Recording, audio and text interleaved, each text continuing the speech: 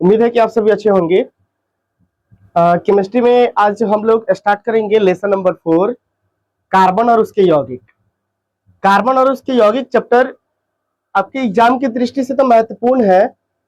इसके अलावा ये जो चैप्टर है क्लास 11th और 12th और ग्रेजुएशन के लिए भी इम्पोर्टेंट है। आप इतना समझ लीजिए कि ये रसायन में जो ऑर्गेनिक केमिस्ट्री होता है उसका सबसे बेस का चैप्टर है।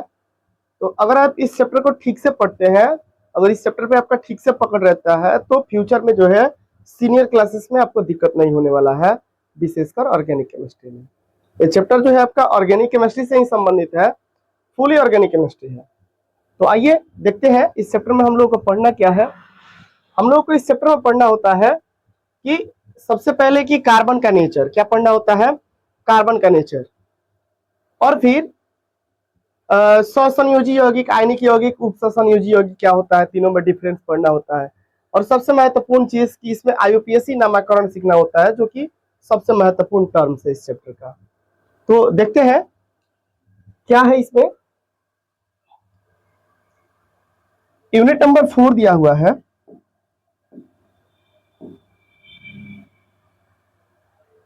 कार्बन एवं उसके यौगिक, carbon and its compound.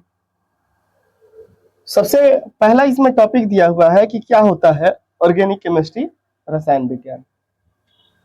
Sorry, organic chemistry का मतलब क्या है, कार्बनिक रसायन। क्या है, कार्बनिक रसायन। कह रहा है कि रसायन विज्ञान की वह शाखा जिसके अंतर्गत कार्बन एवं उसके यौगिकों का अध्ययन किया जाता है, कार्बनिक रसायन कहलाता है। रसायन विज्ञान की जिस शाखा में कार्बन और उसके व्युत्पन्न का अध्ययन किया जाएगा उसको भी क्या बोला जाएगा, कार्बनिक रसायन। क्या बोला जाएगा, कार्बनिक रसायन। आप लोग नोट्स वगैरह जो है जरूर बनाइएगा। अगर आप नोट्स बनाते हैं तो सारा चीज आपका स्पष्ट रहेगा, सिर्फ वीडियो देखने से कुछ नहीं होगा। देखिए यहाँ लिखा हुआ है कि वान टफ्ट और लीबेल रासायनिक यौगिक को जो है दो भाग में विभाजित किया। सबसे पहले जो है वान टफ्ट और लीबेल के द्वारा रासायनिक यौगिक को दो भाग में बांटा गया। सबसे पहला लिखा गया है कार्बनिक यौगिक और दूसरा लिखा गया है अकार्बनिक यौगिक। दूसरा क्या लिखा गया है, तो अकार्बनिक यौगिक, ऑर्गेनिक कंपाउंड और फिर इनऑर्गेनिक कंपाउंड। देखिए रसायन कार्बनिक यौगिक कहने का मतलब होता है कि जिसमें कार्बन और हाइड्रोजन दोनों साथ साथ हो। क्या हो, कार्बन भी हो और हाइड्रोजन भी हो। जैसे CH4 जो है कार्बनिक यौगिक है, CH4 क्या है, कार्बनिक यौगिक है। क्यों, क्योंकि इसमें कार्बन भी है और हाइड्रोजन भी है। देखिए CO2 जो है क्या है, अकार्बनिक है क्योंकि इसके साथ हाइड्रोजन नहीं है। C6H6 कार्बनिक यौगिक है क्योंकि इसमें कार्बन भी है और हाइड्रोजन भी है। वहीं अगर हम H2SO4 का बात करें तो H2SO4 जो है अकार्बनिक यौगिक है क्योंकि इसमें कार्बन और हाइड्रोजन साथ में नहीं है। तो ध्यान रखिएगा, सबसे पहले जो है वान टफ्ट और लीबेल के द्वारा रासायनिक यौगिक को दो भाग में विभाजित किया गया। सबसे पहला है कार्बनिक यौगिक और दूसरा है अकार्बनिक यौगिक। जिसमें कार्बन और हाइड्रोजन साथ में रहेगा उसको कहेंगे कार्बनिक यौगिक, और जिसमें कार्बन और हाइड्रोजन साथ में नहीं रहेगा उसको कहेंगे अकार्बनिक यौगिक। बर्जिलियस जो है उनको रसायन विज्ञान का जनक माना जाता है। किसको माना जाता है, तो बर्जिलियस को। यहां हम नोट करके लिख लेते हैं, बर्जिलियस को कार्बनिक रसायन का जनक माना जाता है या फिर जनक कहा जाता है। कार्बनिक यौगिक के मुख्य स्रोत पढ़ना है कि आखिर हमको कार्बनिक यौगिक कहां से प्राप्त होता है। तो अब ध्यान रखिएगा, कार्बनिक यौगिक का स्रोत जो है पहला तो है पादप जगत और दूसरा है जंतु जगत। पादप जगत और जंतु जगत लिखा हुआ है कार्बनिक यौगिक के मुख्य स्रोत। सबसे फर्स्ट क्या है, तो प्लांट किंगडम। कह रहा है कि पादप जगत से सामान्यतः निम्न पदार्थ होते हैं, मतलब निम्न यौगिक प्राप्त होते हैं, जैसे ग्लूकोज C6H12O6, सुक्रोज C12H22 और O11, फ्रुक्टोज प्रोटीन और फिर वसा, सब जो है कार्बनिक यौगिक है। और इनको जो है प्राप्त करने का सोर्स क्या है, तो पादप है। दूसरा दिया हुआ है जंतु जगत अर्थात एनिमल किंगडम, जंतु जगत अर्थात एनिमल किंगडम।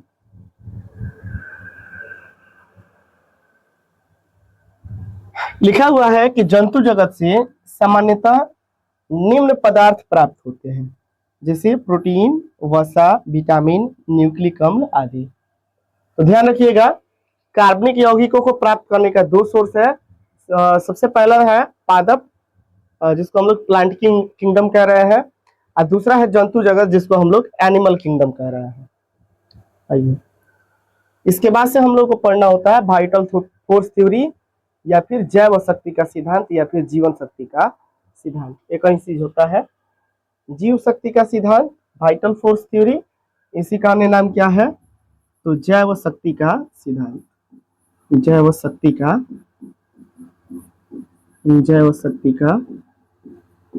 सिद्धांत कह रहा है कि इस सिद्धांत का प्रतिपादन जे बर्जिलियस ने किया था, इसलिए इसे बर्जिलियस का सिद्धांत भी कहा जाता है। इस सिद्धांत को जो है सबसे पहले किसके द्वारा दिया गया, तो बर्जिलियस के द्वारा दिया गया, इसीलिए इसको कहते हैं बर्जिलियस का सिद्धांत। जैव शक्ति का सिद्धांत या फिर जीवन शक्ति का सिद्धांत या फिर वाइटल फोर्स थ्योरी कहता है कि किसी भी कार्बनिक यौगिक का निर्माण प्रयोगशाला में नहीं किया जा सकता है। फिर से सुनिए, वाइटल फोर्स थ्योरी का कहना था, जैव शक्ति का सिद्धांत का स्टेटमेंट है कि किसी भी रासायनिक यौगिक का निर्माण लैब में, प्रयोगशाला में नहीं किया जा सकता है। इसे बनाने के लिए किसी असीम शक्ति की आवश्यकता पड़ती है। असीम शक्ति मतलब ये जो है गॉड गिफ्टेड होता है। ये कहना था किसका, तो बर्जिलियस का। किसका कहना था, बर्जिलियस का। वाइटल फोर्स थ्योरी, जैव शक्ति का सिद्धांत, कि किसी भी रासायनिक यौगिक का निर्माण लैब में, प्रयोगशाला में नहीं किया जा सकता है। इसे बनाने के लिए किसी असीम शक्ति की आवश्यकता होती है। कह रहा है कि इस सिद्धांत के अनुसार कार्बनिक यौगिकों का निर्माण प्रयोगशाला में अर्थात लैब में नहीं किया जा सकता है। इसके निर्माण के लिए जीवित प्राणियों में पाई जाने वाली एक विशेष जैव शक्ति की आवश्यकता होती है। विशेष जैव शक्ति अर्थात ये जो है गॉड पे चले जाते हैं, कौन, बर्जिलियस। और इनका कहना था कि कोई भी अगर कार्बनिक यौगिक है उसका निर्माण लैब में नहीं किया जा सकता। लेकिन इन्हीं का एक चेला था जिसका नाम है ओहलर। क्या नाम है, ओहलर। ओहलर जो है इनके जीवन काल में ही लैब में सबसे पहले कार्बनिक यौगिक अर्थात यूरिया का निर्माण करके दिखाया था। मतलब कहने का मतलब वही है कि गुरु जो है गुरु रह गया और चेला जो है चीनी हो गया। गुरु रह गया और चेला क्या हो गया, तो चीनी हो गया। देखिए, बर्जिलियस का ही शिष्य था ओहलर। बर्जिलियस कह दिए थे कि किसी भी कार्बनिक यौगिक का निर्माण लैब में नहीं कराया जा सकता है, इसका निर्माण जो है किसी विशेष शक्ति से होता है। लेकिन उन्हीं का चेलवा था ओहलर, सबसे पहले जो है लैब में यूरिया बना के दिखाया था। क्या बनाया था, यूरिया बनाया था। प्रश्न जो है बहुत बार पूछा जाता है कि लैब में सबसे पहले बनाया जाने वाला कार्बनिक यौगिक कौन सा है, तो ध्यान रखिएगा यूरिया। यूरिया का फॉर्मूला होता है NH2CO NH2। कौन सबसे पहले कार्बनिक यौगिक को बनाया था, तो ओहलर। ओहलर किसका शिष्य था, तो बर्जिलियस का। अब देखिए, अब आता है यहाँ पे ओहलर का सिद्धांत, ओहलर कॉन्सेप्ट या फिर ओहलर सिंथेसिस।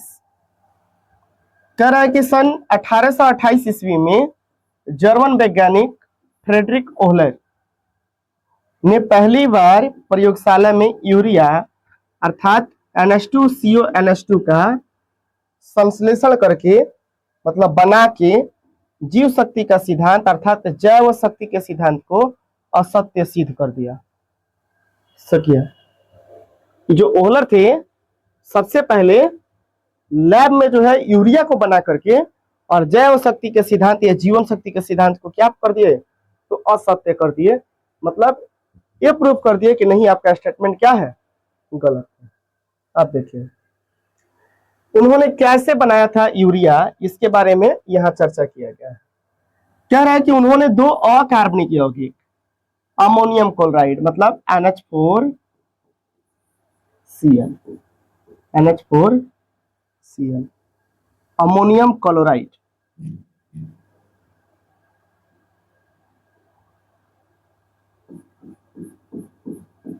NH4Cl प्लस, उसके बाद से कह रहा है तथा सोडियम साइनेट मतलब NaCNO, NaCNO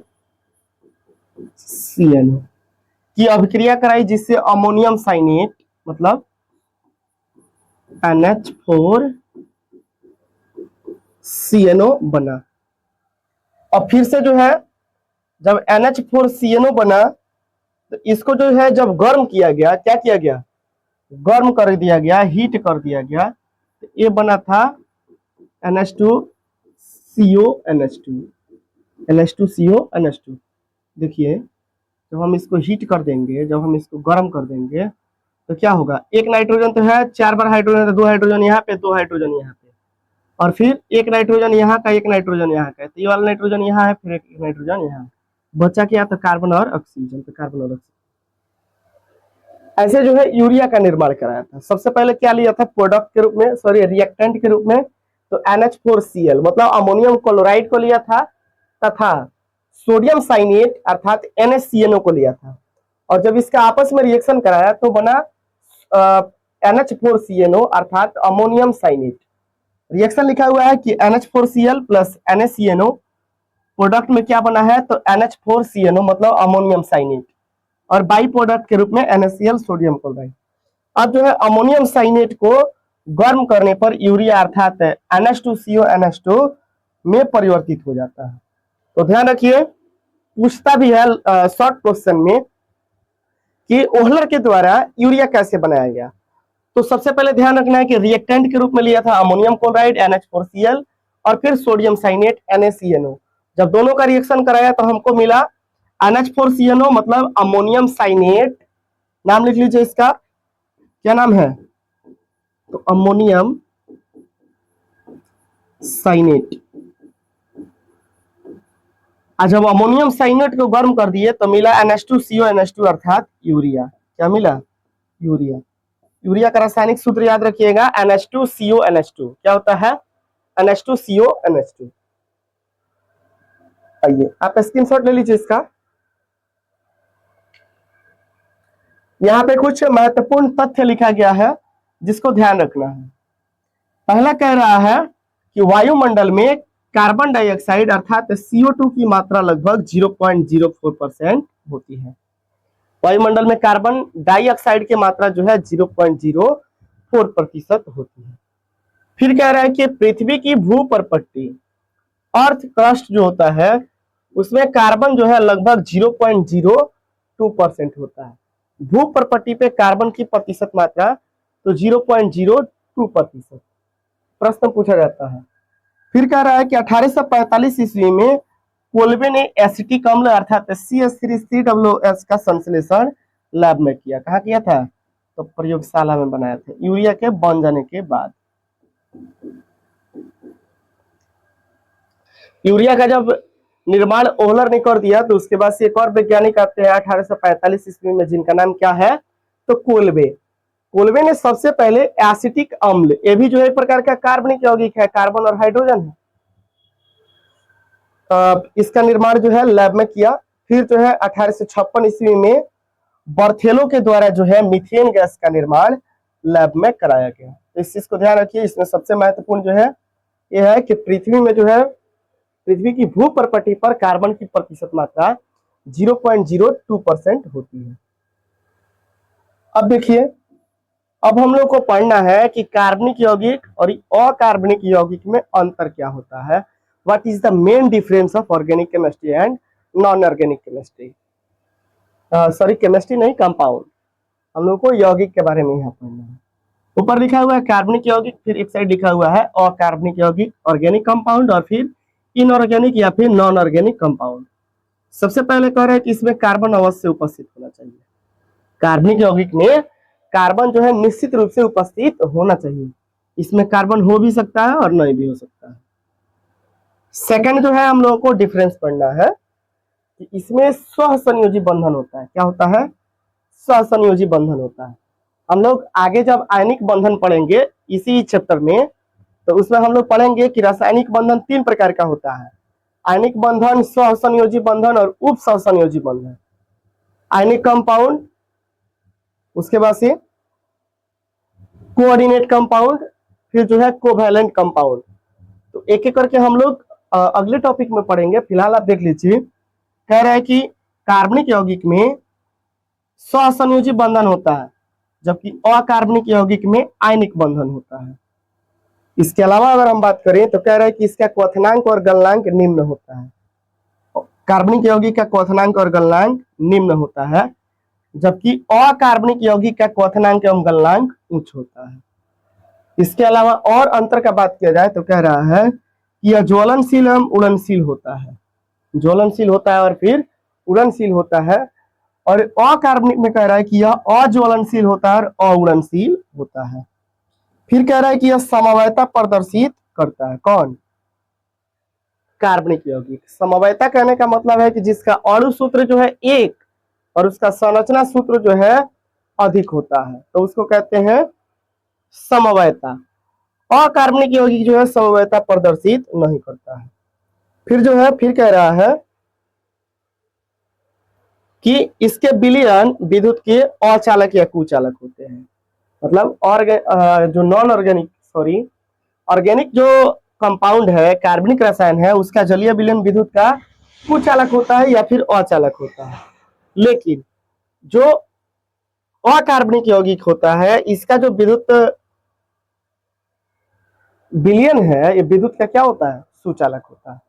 तो आप इसको स्क्रीनशॉट ले लीजिए कि कार्बनिक यौगिक और अकार्बनिक यौगिक में डिफरेंस क्या है। नेक्स्ट टॉपिक लेते हैं। अब हम लोग को पढ़ना होता है केमिकल बॉन्ड। क्या पढ़ना होता है? Chemical bond. केमिकल बॉन्ड कहने का मतलब है कि किसी अणु के उसके परमाणुओं के मध्य कार्य करने वाले आकर्षण बल को रासायनिक बंध केमिकल बॉन्ड कहा जाता है।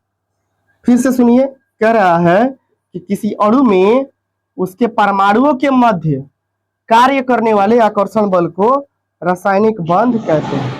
जैसे देखिए, जैसे अगर हम बात करें H2 का, तो H2 कैसे बना होगा?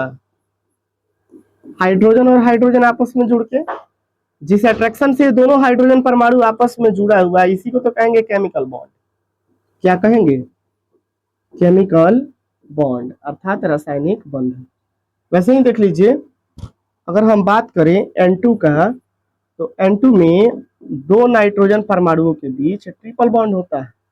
इसके बीच जो अट्रैक्शन है, इसी को तो कहेंगे क्या? तो केमिकल बॉन्ड। क्या बोलेंगे? Chemical bond. ये कैसे होता है, इसकी जानकारी जो है हम लोग इसी चैप्टर में करेंगे। देखिए, डेफिनेशन है कि किसी अणु में उसके परमाणु के मध्य कार्य करने वाले आकर्षण बल को रासायनिक बंध या फिर रासायनिक बंधन कहा जाता है। रासायनिक बंधन जो है 3 प्रकार का होता है। सबसे पहला लिखा गया है आयनिक बंधन, आयनिक बॉन्ड। दूसरा होता है सहसंयोजी बंधन, जिसको कहते हैं कोवैलेंट बॉन्ड। और तीसरा होता है उप सहसंयोजी या फिर समन्वय बॉन्ड, जिसको कहते हैं कोऑर्डिनेट बॉन्ड। क्या कहते हैं? Coordinate bond. तो हम लोग अगले क्लास में देखेंगे कि क्या होता है आयनिक बंधन, क्या होता है सहसंयोजी बंधन और उप सहसंयोजी बंधन।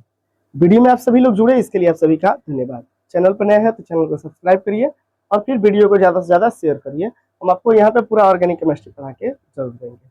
मिलते हैं फिर अगले लेक्चर में। बाय।